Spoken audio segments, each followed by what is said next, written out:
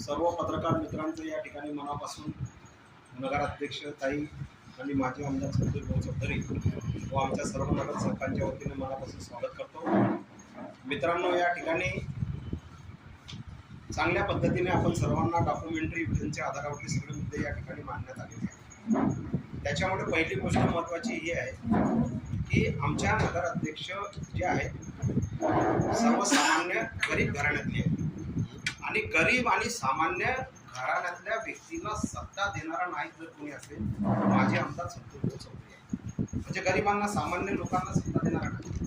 त्याच्यामुळे या ठिकाणी जे आहे SC महिला आहे. आता SC महिला जे आहेत काहीतरी ते या 5 वर्षासाठी भुसावळच्या जनतेने निवडून दिले नगराध्यक्ष लोकनियुक्त. आता लोकनियुक्त नगराध्यक्ष म्हणून जर या ठिकाणी SC महिलेला 5 वर्षासाठी निवडून दिलेला आहे. OBC मध्ये किती जाती येतात देशभरामध्ये तुम्हाला माहिती का?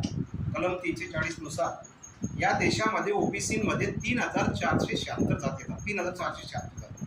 मग प्रत्येक जातीने म्हणायला पाहिजे.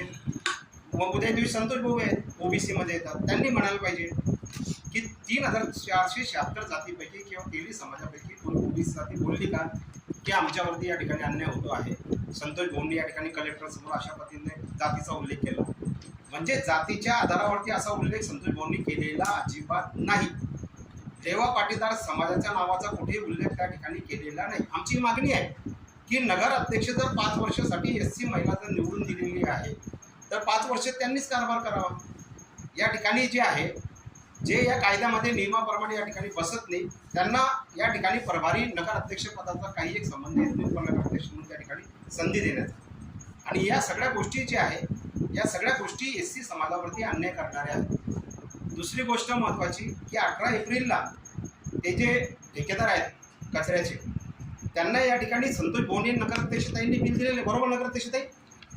यांनीच बिलं दिलेले आहेत आणि बिलं 18 एप्रिलला दिलेले आहेत आणि हे या ठिकाणी कांगावा करताय.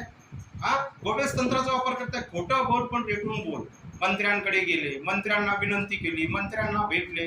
अरे काय एवढं डिंग्या मारताय? कशासाठी खोटं बोलताय? कशाबद्दल करताय एवढं? एवढं अकांड तांडव करण्याची काही गरज नाही आहे. जे काही केलेलं आहे उलट नगर हे जे काही कचरं जे काही विषय त्या ठिकाणी संकलन झालं या संदर्भात ठेकेदारांना जे आहे 1 वेळा आणि 2 वेळा आणि 4-5 वेळा बिलं दिले नगराध्यक्षताईंनी. हे सत्य आहे. आणि एवढं सगळं असताना तुम्ही या ठिकाणी वारंवार मंत्री मंत्री मंत्री मंत्री आणि त्या ठिकाणी मंत्र्यांना भेटले ना त्यांनी हे केलं ना अमुक केलं ढमुक केलं. हे सगळ्या खोट्या गोष्टी आहेत. दिशाभूल करणाऱ्या गोष्टी आहेत. परांज साहेबांनी जे काही या ठिकाणी डॉक्युमेंटरी एव्हिडन्सच्या आधारावरती जो SCचा दाखला या ठिकाणी दिलेला आहे याच्यापूर्वी वर्ध्यामध्ये घडलेला आहे. वर्ध्यामध्ये जे आहे वर्ध्याची जी जात पडताळणी कमिटी होती त्या जात पडताळणी कमिटीकडे त्या ठिकाणचे विकास लवांडे नावाच्या एका जो विकास अधिकारी आहे त्या ग्रामविकास अधिकाऱ्यांच्या विरुद्ध समितीने त्या ठिकाणी जे त्याच्या बाजूने निकाल दिला की निकाल दिल्यानंतर त्याच्या विरुद्ध 23 वर्षानंतर त्या ठिकाणी नन्नावरे नावाच्या एका व्यक्तीने हायकोर्टामध्ये केस दाखल केली. ते बी कोणतं हायकोर्ट? या ठिकाणी मुंबई जे आहे हायकोर्ट, औरंगाबाद आणि दुसरं नागपूर हायकोर्ट. तर नागपूर खंडपीठामध्ये तक्रार दाखल केली आणि नागपूर खंडपीठाने त्या ठिकाणी तो जो आहे त्या संबंधित जो व्यक्ती होता ग्रामविकास अधिकारी विकास लवांडे त्यांच्या बाजूने त्या ठिकाणी निकाल दिलेला आहे. म्हणून या ठिकाणी जे आहे हा जो जे काही आहे हे एकदम सत्य आहे की ज्या पद्धतीने 2000 मतांनी या ठिकाणी मंत्रींचा पराभव झाला त्या पद्धतीने भविष्यामध्ये जे 20,000 मतं मला मिळालेली होती त्या 20,000 मतं अजून आमची या ठिकाणी जे नगर अध्यक्षाने या ठिकाणी होणार आहे. आणि जो निकाल आता या ठिकाणी पुन्हा आमचा जो आहे 1.5 महिन्यानंतर या ठिकाणी लागणार आहे तो निकाल ही या ठिकाणी कायदेशीररित्या मेहरबान कोर्ट जे आहे ते 100% आमच्या बाजूने लागतील. कारण की आमदारांनी या मंत्र्यांनी कोणाच्या पाया पडल्या, समितीला किती कोणाच्या हायर महाराष्ट्राचा बॉस जो आहे त्याचे किती फोन गेले, कशासाठी फोन गेले त्यांचे नावं सांगू का मी तुम्हाला? मंत्र्यांनी कोणाच्या पाया पडल्या? साहेब माझी पत्नी पडली, एकचदा पडली साहेब. आता साहेब ही समितीकडे प्रकरण आहे, साहेब जरा फोन करा. कोणाला सांगितलं? त्यांचे किती फोन आले समितीवाल्यांना? त्यांनी सांगितलं की तुमचं सगळं कायदेशीर आहे, तुमचा दाखला ओके आहे, प्रांतने दिलेला सगळं काही डॉक्युमेंटरी एव्हिडन्स जे कायदेशीर सगळी आम्ही पडताळणी केली, सगळं काही पडताळणी केली.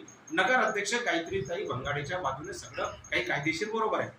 तरी देखील सत्तेचा दुरुपयोग, तरी देखील पदाचा दुरुपयोग, तरी देखील आमदारकीचा दुरुपयोग, तरी मंत्रिपदाचा दुरुपयोग आणि त्यांचा जो बॉस आहे जो महाराष्ट्राचा त्यांच्या माध्यमातून या ठिकाणी त्यांना ते लोक घाबरले, समितीचे पडताळणीवाले. बापरे, एवढा मोठ्या माणसाचा फोन येतोय, माफ करा, आम्ही जे आहे तुम्ही सगळे कायदेशीर योग्य आहे, परंतु आम्ही तुमच्या विरुद्ध निकाल देतो.